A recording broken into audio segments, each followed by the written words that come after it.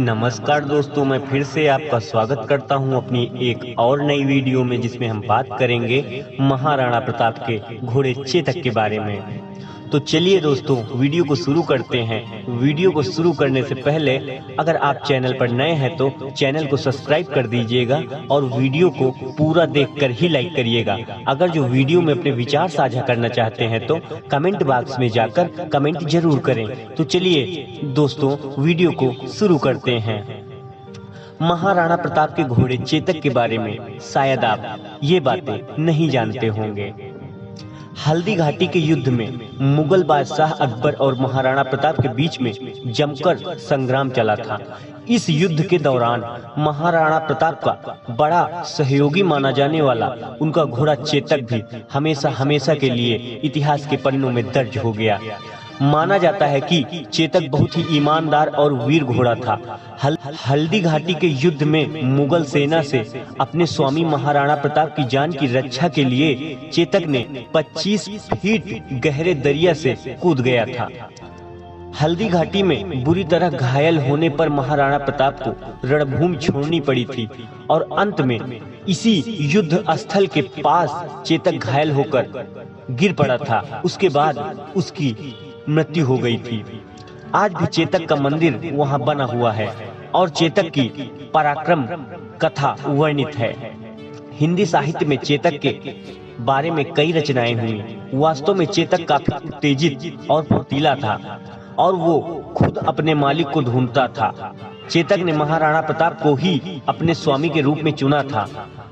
कहा जाता है कि महाराणा प्रताप और चेतक के बीच में एक गहरा संबंध जैसे कि पिता और बेटे में होता है। वास्तव में यदि देखा जाए तो महाराणा प्रताप भी चेतक को बहुत चाहते थे। वह केवल ईमानदार और फुर्तीला ही नहीं बल्कि निडर और शक्तिशाली भी था। उस समय चेतक की अपने मालिक के प्रति वफादारी किसी दूसरे राजपूत शासक से भी ज्यादा बढ़कर थी। अपने मालिक की अंतिम सांस तक वह उन्हीं के साथ था और युद्ध भूमि से भी वह अपने घायल महाराज को सुरक्षित रूप से वापस ले आया था। इस बात को देखते हुए हमें इस बात को वर्तमान में ही मान लेना चाहिए कि भले ही इंसान वफादार हो या ना हो, जानवर हमेशा वफादार रहता है। 318 किलो वजन उठाकर सबसे तेज दौड़ने वाला और सबसे ऊंची छलांग लगाने वाला घोड़ा था चेतक। महाराणा प्रताप का चेतक एक अरबी व्यापारी ने घोड़े लेकर महाराणा प्रताप के समक्ष प्रस्तुत हुआ, जिसका नाम चेतक, त्रातक और अटक था। राणा ने उन तीनों घोड़ों का परीक्षण किया जिसमें अटक मारा गया। त्रातक और चेतक बचे, जिनमें चेतक ज्यादा बुद्धिमान और फुर्तीला था। प्रताप ने चेतक को रखा और त्रातक को अपने छोटे भाई शक्ति सिंह को दे दिया। तो चलिए दोस्तों, हम आपको चेतक से जुड़ा एक छोटा सा प्रसंग भी बताते चलते हैं। हल्दी घाटी के युद्ध में बिना किसी सैनिक के राणा अपने पराक्रमी चेतक पर सवार होकर पहाड़ की ओर चल पड़े।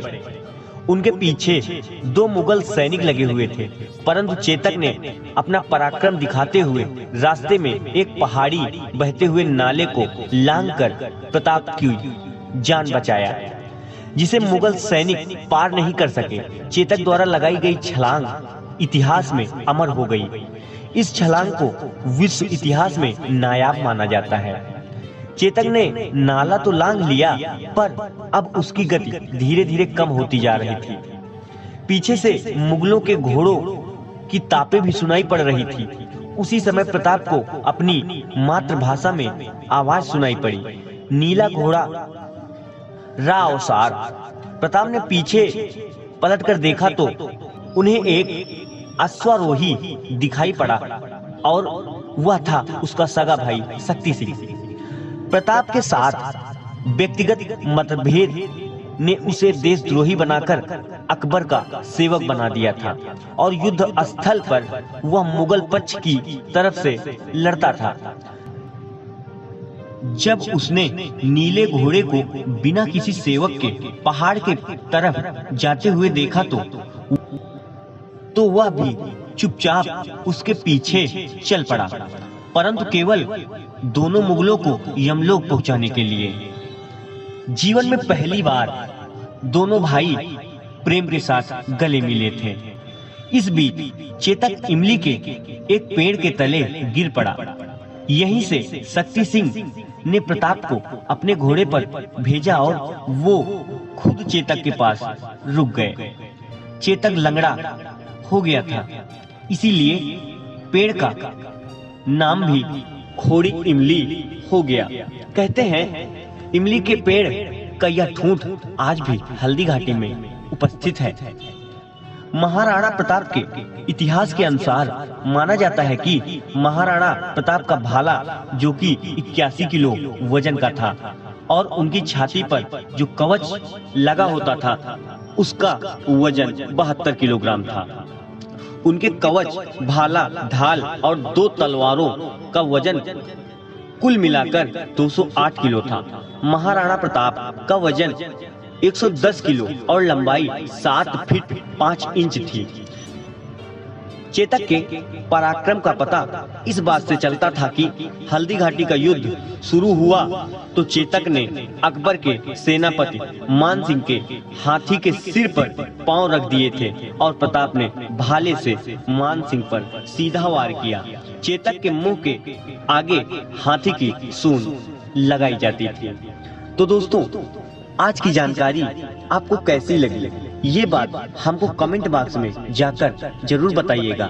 और अगर चैनल पर नए हैं तो वीडियो सब्सक्राइब कर दीजिए और वीडियो को लाइक कर दीजिए। आप लोगों का बहुत बहुत आभार, धन्यवाद।